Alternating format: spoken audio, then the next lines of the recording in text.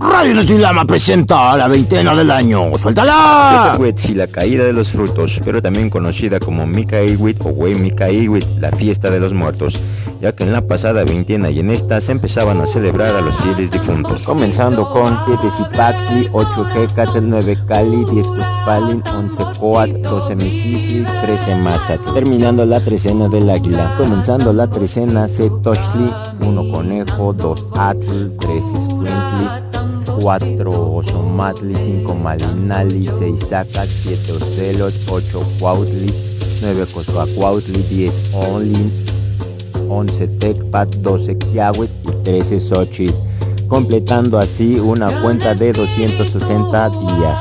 Periodo en el cual se gesta la vida en el vientre humano. Después de un eclipse lunar, todos seamos los mismos. Para Radio Notilama reportó Johnny Brown. Volvemos al estudio.